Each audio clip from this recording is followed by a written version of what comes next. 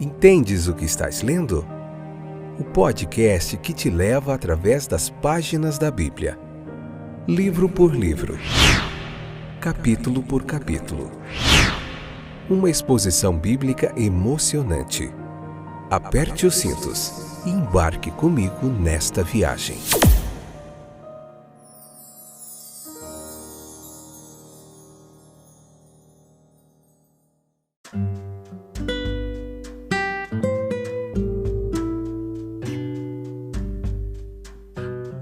Olá, estou de volta, eu sou o Fábio, esse é mais um episódio do podcast Entendes o que estás lendo? Esse momento fantástico de reflexão bíblica, hoje episódio de número 247, a terceira temporada, estamos no capítulo 29 do livro de Êxodo, aprendendo um pouco sobre os sacerdotes, as suas vestimentas, nós vimos bastante sobre os detalhes do templo. Como vai vocês? O templo ali, o santuário ainda na tenda ainda, né? A arca da aliança e a tenda ali separada com todos os utensílios, foi o que a gente viu. O templo ainda não havia sido construído. Tudo bem com vocês, meus queridos? Que bom que vocês estão de volta. É muito bom a companhia de vocês para nós juntos continuarmos nessa jornada, né? Eu sozinho aqui não tem graça nenhuma. Mas com vocês a gente vai ficando animado, temos gente nos ouvindo aí em 13 países ainda e tem sido muito jóia. Eu aguardo o seu contato aí, você entrar em contato com a gente e nos dizer como essa mensagem tem chegado até você. Você pode ler o capítulo 29 do livro de Êxodo com calma e depois vem para cá ouvir a explanação para você entender, beleza? Quais eram os ritos de consagração ali no sacerdócio? A próxima porção das instruções divinas aqui nesse capítulo, ele se relaciona com Arão e os seus filhos e com o ofício dos sacerdotes ali. Essa deveria ser a ocasião de um cerimonial solene, imponente, algo muito legal. E os ritos de consagração, o que eles faziam? Eles proclamavam a necessidade de santidade. Uma santidade que não é sua, mas é imputada a eles pela graça de Deus. E seguindo a tudo isso, fluindo da mesma fonte, uma abundante doação de dons para o seu ofício sagrado, com o selo manifesto da comunhão e a aprovação que vinha do céu. Nós podemos ver as cerimônias ali inaugurais como tendo referência ao sacerdócio na mais simples ali ideia contida nele. Arão e seus filhos, preste atenção nesses detalhes. Eles deveriam ser lavados com água, que é um símbolo de purificação de toda impureza. O versículo 4 nos traz esse relato.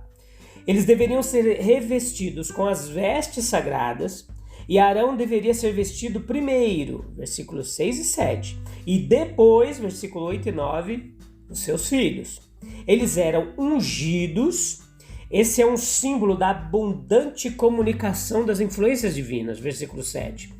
A unção ela ocorreu imediatamente após a investidura ali deles. Então nada poderia ser mais simples do que essas cerimônias introdutórias, que no entanto, em conexão com o simbolismo ali das roupas, elas significavam muito. Eles enchiam a mão do sacerdote com o seu ofício, você pode ver isso no versículo 9, e declaravam a necessidade de santidade no cumprimento de seus deveres e lhes transmitiam os dons da graça celestial que eram necessários para o seu correto desempenho. Então veja que assim Cristo não se glorificou a si mesmo para ser feito sumo sacerdote. Ele foi formalmente colocado em seu ofício pelo Pai, e ele era santo, inocente, imaculado e separado dos pecadores. Nós encontramos isso lá em Hebreus 7, 26. Ao sacerdócio, nós vemos do versículo 10 ao 15, que a posse direta do sacerdócio ela era seguida por cerimônias que fazem referência à pecaminosidade pessoal, até mesmo dos portadores do ofício. Não podia ser esquecido de que a lei estava fazendo sacerdotes, estava elegendo sacerdotes, mas que eram homens e tinham pecados. Eles mesmos eram pecaminosos. Arão e seus filhos ainda não estavam aptos a negociar com Deus como mediadores para outros. Não, eles também eram pecadores. O verdadeiro sumo sacerdote, por outro lado, ele não tem pecado. Jesus Cristo, ele vem como essa figura aqui de sumo sacerdote, mas como alguém sem pecado, diferente desses da antiga aliança. Ele trabalhou sob nenhuma desqualificação desse tipo. Veja que ele era diferente do que os sacerdotes tomados dentre os homens. Eles precisavam ter sacrifícios oferecidos por si mesmos primeiro. Isso, portanto, foi o que foi fornecido a seguir. E através de toda uma série de sacrifícios e ofertas, eles foram conduzidos desde as profundezas de uma culpa e condenação até o que indicava a posse de um estado de paz abençoada e de relação amistosa com Deus. Os sacrifícios, nós poderíamos defini-los em 3. Era uma oferta pelo pecado, versículos 10 ao 15, um holocausto, versículo 15 ao 19 em Êxodo 29, e uma oferta pacífica, versículo 19 ao 26. Esses sacrifícios, com as cerimônias que os acompanhavam, eles deveriam ser repetidos em 7 dias sucessivos. Veja o versículo 36, o 37. Essa é a primeira aparição da oferta pelo pecado na lei. E para qualificações e deveres, a oferta pelo pecado, ela tinha que ser especialmente, e tinha que ter especialmente a ver com remoção de culpa. O segundo sacrifício, o holocausto, denotavam o dever de uma entrega incondicional e total a Jeová. O terceiro era o carneiro ali, o animal da consagração. Era aquele pelo qual os sacerdotes recém-formados eles eram totalmente colocados nas funções e direitos de seu ofício. Depois havia essa relação com o sangue do carneiro que era aplicado significativamente a diferentes membros da pessoa. Olha o versículo 20. Os diferentes membros do corpo dela. Era colocado na ponta da orelha direita de Arão e de seus filhos, no polegar da mão direita e no dedão do pé direito de Arão e de seus filhos. Isso tudo denotava, é claro, toda a dedicação da pessoa ao serviço de Deus, no ouvir, no agir e no caminhar diário. E simboliza lindamente não apenas a perfeita consagração daquele cuja carne era para fazer a vontade de seu Pai, mas a plenitude da devoção que deveria caracterizar cada um de seus discípulos que também são sacerdotes de Deus. Os sacerdotes eles foram aspergidos com sangue de carneiro e óleo misturado. Olha que coisa interessante, versículo 21. Isso tudo era um símbolo e uma figura de uma nova vida em Deus, na qual o sacerdote deveria daqui em diante se mover e ter o seu ser em conjunto com o Espírito e de cuja influência suavizante, penetrante e revigorante dependiam todos os poderes e movimentos da vida diária. As porções do sacrifício que pertenciam a Deus ali, como pão, bolo, da oferta de manjares, era símbolo da fecundidade em boas obras. Elas eram colocadas nas mãos dos sacerdotes e movidas ou apresentadas diante do Senhor. Tudo isso significou a transmissão da função que pertence ao sacerdote para oferecer os pedaços gordos ali da oferta do altar de Deus. E a conclusão de toda essa cerimônia aqui, sacrificial, não se perca aí na compreensão e vai anotando os pontos importantes, a conclusão dessa cerimônia foi uma refeição sacrificial, indicativa de uma comunhão que era restaurada e uma comunhão feliz com Deus. Então veja que isso prevê a transmissão do cargo de sumo sacerdote aos filhos de Arão. O sacerdócio continuou até ser substituído pelo do sacerdote maior, segundo a ordem de Melquisedeque, Jesus Cristo.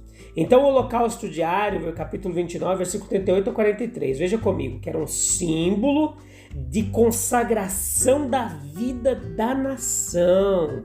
Olha que fantástico. Era oferecido pela manhã e até mesmo continuamente, com oferta da vida em suas atividades práticas. Israel ele estava sendo santificado pela presença de Deus. Havia 3 graus de santificação aqui: por sangue, pela unção do Espírito e pela habitação divina pessoal.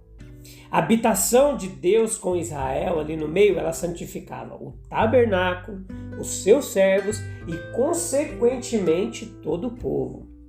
Veja que, embora a santidade do seu ofício ela se refletisse nas roupas, nas vestimentas, era necessário que, por causa da natureza pecadora do homem, que eles fossem também santificados por meio de uma consagração especial para exercerem o seu ofício. Então veja que a orientação agora dada para a consagração, ela foi executada ali em Levíticos capítulo 8, uma vez que um exame completo do significado da orientação deve aguardar a discussão das leis relativas ao sacrifício. Lá em Levíticos, depois nós vamos ver isso no capítulo 1 ou 7, quando nós chegarmos lá nesse livro. Então, 3 tipos de pães também acompanhavam os sacrifícios. O pão asmo, costumeiro, ali sem fermento, ou chamado ali de bolos também, era um pão sem fermento misturado com azeite, uma espécie de panqueca untada com azeite ali. Os sacerdotes, eles tinham que ser lavados, vestidos e ungidos com azeite também, e isso claramente é uma indicação muito clara da sua purificação espiritual, do revestimento com a justiça de Deus e do recebimento do poder do Espírito Santo. Então o novilho era oferecido como oferta pelo pecado por todos os sacerdotes nomeados. Esses homens que tipificavam o grande sacerdote que ainda estava por vir.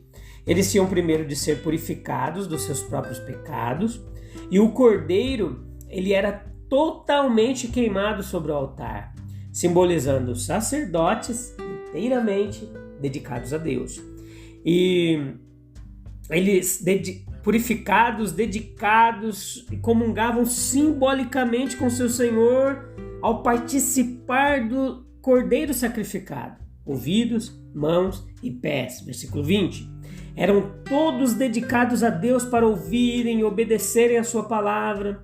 E o sangue purificador e o azeite santificador eram aspergidos não apenas sobre os homens, mas também sobre as suas vestes. Versículo 21. Depois, as ovelhas, eles eram consagrados, concedendo-os poder para o serviço ali. E depois havia ovelhas de cauda gorda, que ainda continuam sendo criadas na Palestina, sendo o rabo delas considerado um prato especial ali, uma iguaria. E as porções específicas do cordeiro e do pão, eles eram movidas, isto é, colocadas sobre o altar e então retiradas. Isto era uma maneira simbólica de oferecê-las a Deus. Então veja também que a porção de Deus era consumida sobre o altar, o peito e a coxa do cordeiro da consagração eram oferecidos a Moisés e também ao sacerdote que estava fazendo o sacrifício ali. Veja mais pontos importantes aqui, meus queridos. Conforme estabelecido, essa porção ali do que restava ficava para o sacerdote, desse alimento.